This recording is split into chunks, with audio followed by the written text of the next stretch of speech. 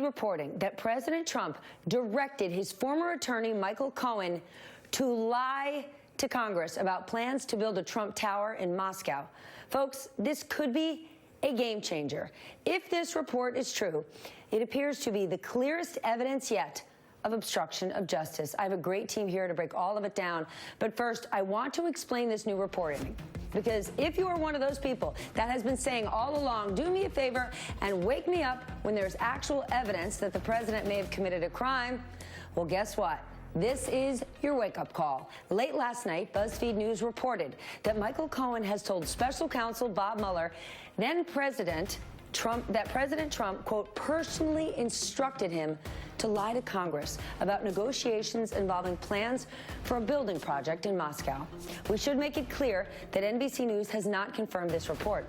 Remember, Cohen originally said those negotiations ended in January of 2016. He later admitted that he lied and said the negotiations went on for at least another 6 months while the campaign was going on. When all of this came out in November, Mr. Trump said it was no biggie.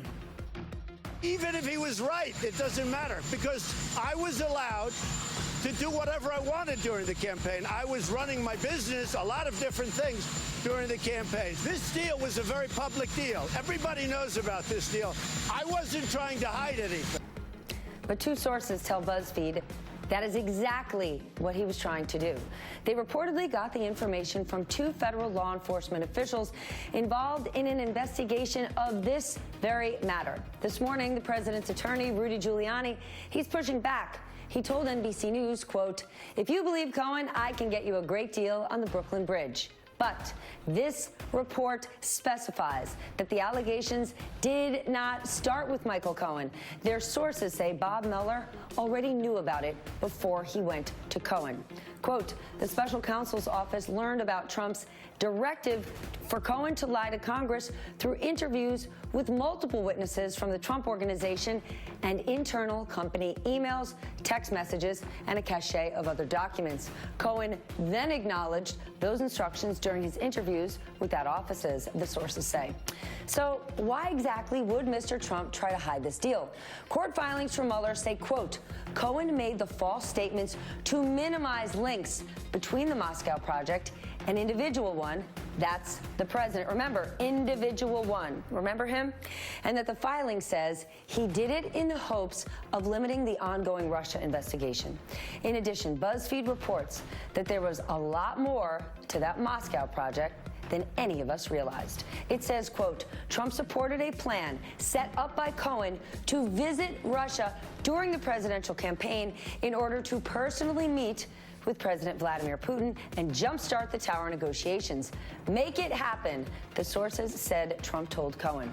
The sources also said Trump and his children, Ivanka and Donald Trump Jr., received regular, detailed updates about the real estate development from Cohen, who they put in charge of the project. And while he was telling everyone on the campaign trail that he had no business interest in Russia, these law enforcement sources tell BuzzFeed that, quote, behind the scenes, the president was pushing the Moscow project, which he hoped would bring his company profits in excess, ready for this, of $300 million. The two law enforcement sources say he had at least 10 face-to-face meetings with Cohen about the deal during the campaign.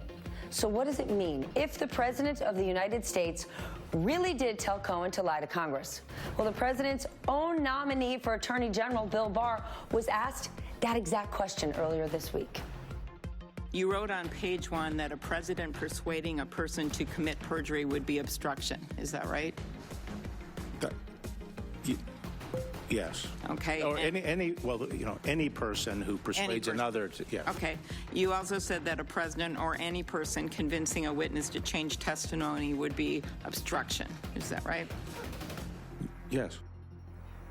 Right now, I am joined via Skype by one of the two authors of this article, BuzzFeed investigative reporter Anthony Cormier. Anthony, this is quite a piece. So Rudy Giuliani, he is already trying to suggest that this report is not true because Michael Cohen's a liar. Has he read it? Because it's not based on Michael Cohen. He's not one of the sources. This was developed over a period of about a week and a half through individuals that are directly. They are read indirectly with this sort of slice of the larger investigation. They have seen and read and are privy to information as it relates to the Trump Tower Moscow plan. All right, the president said back in November that he didn't hide the Moscow project because he did nothing wrong.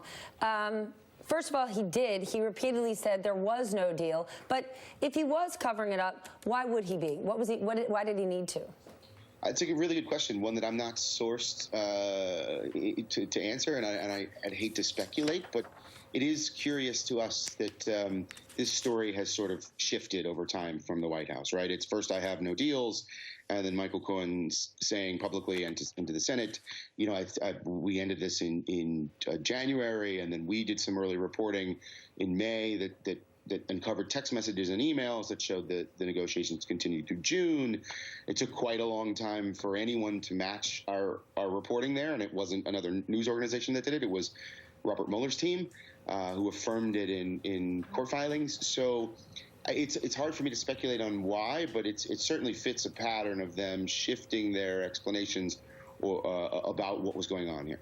What does all this mean for Don Jr. and Ivanka? Well, I mean, I don't know at this point. I mean, I think we're not suggesting in any way that they've done anything wrong. All we're suggesting is that their involvement in this plan, these negotiations, was much deeper than they have publicly acknowledged. Well, a lot more is going to come out. Anthony, thank you. Quite a piece. Had all of us staying up very late. I want to bring my panel in. It is an excellent one. Glen Kirshner, a former federal prosecutor. Sean Patrick Maloney is a Democratic congressman from New York State. Michael Steele, former chairman of the RNC. He's probably pretty psyched he doesn't have that job right now. It's a tough one today. And Jason Johnson, politics editor at TheRoot.com. All right, Glenn, I got to go to you first. If this is true, does it mean President Trump committed a crime? It means he committed 3 crimes, Steph. He committed not only subornation of perjury, subornation, fancy word, lots of syllables. It just means you encouraged someone, you enticed them, you told them to lie under oath. Crime number 1. Crime number 2, obstruction of justice. Why? Because the lie was designed to limit the investigation into Trump-Russia connections, according to the reporting. Crime number 3, conspiracy to commit those 2 crimes, perjury and obstruction. There's 3 felony offenses right there. And I'm telling you, Steph, I'm sitting 12 blocks from the White House, and I can almost smell the gun smoke. Not a good smell. All right, Congressman, how does this set the stage for February 7th, when Michael Cohen is set to testify before Congress? Well, obviously it raises the stakes. I do think you will see the Congress, particularly the House, defend the integrity of its investigations. As you know, I was just appointed to the Intelligence Committee this week. I can guarantee you that the chairman is not going to permit witnesses to come before that committee and lie, and we are not going to stand idly by if someone has suborned perjury before a congressional committee. It's a red line. Oof. Michael, you tweeted yesterday about the conversation the president had with senior leaders of the Republican Party. Are they now his firewall? They will try to be, I think, and they have been up to this point. I think this revelation, and Lord knows what else is out there to come, puts an enormous amount of pressure on them to rethink that sort of huddled masses kind of approach they have around Donald Trump to protect him and to give him the kind of quarter he needs and wants from them so that he doesn't have to unleash his base on them. Yes. He doesn't have to tweet about them, because that's their central fear at the end of the day. That still flummoxes me. I have no idea why they worry about a tweet from Donald Trump, but they do. But they do because of his popularity with Republicans. They don't like him. That's true, but if you are in the United States Senate, you're running statewide, and if you are one of those 22 U.S. senators, the majority of whom are going to be running in states that Hillary Clinton won in 2016, then your numbers game is very different than what we saw in 2018. And so the reality for those senators, and we've already seen now 11 senators break look at who they are, all right? And begin to understand that that firewall has big holes in it. It's not just weak, it has got holes in it. And what McConnell's trying to do, who has been AOL or WAOL, AWOL, right? He's been out, he's like in the turtle shell. Undisclosed location. You know, he's got to come out and deal with this at some point. And that's where the pressure point's really going to come in this whole narrative for the president. Jason, the president has been saying now for a few months he was a businessman as a candidate. He was allowed to do this. If he was, why is it, as we read this detailed report, did they go to such great lengths to hide it? Right. That's what makes everyone curious. That's what brought the Mueller investigation to look into this. If you weren't doing anything wrong, why are you spending so much time lying? And if you weren't doing anything wrong, why did Michael Cohen feel the need to document so much of the communication between you? This is not only indicative of the president's sort of consistency in lying, but this actually includes, you know, everyone has always said the Achilles heel of this president will be Ivanka and Don Jr. Well, now we've got them, because if they've had emails with Cohen as well, talking about this deal, suggesting how he should behave one way or another, now the president and his children are in the direct sights of this investigation. So clearly you had to be doing something wrong. But I also think that the key is this. You know, when Giuliani says Cohen's a liar, all these other people saying he's a liar, Cohen has always proven over and over again he's got the documents, he's got the evidence, he's the last part and clue. It was me with Putin with the candlestick in Russia. After he lied. Exactly. But now he has documentation and emails, and that's what makes this critical as opposed to him just running his mouth. Then to that point, Glenn, Rudy Giuliani's response is immediately hanging this on Michael Cohen, who's a known liar. But when you go back to the article, Michael Cohen was sort of the last line. The amount of text messages, emails, and other information that Robert Mueller's team already had, Michael Cohen was sort of the final straw. So is this a wise defense for Rudy Giuliani?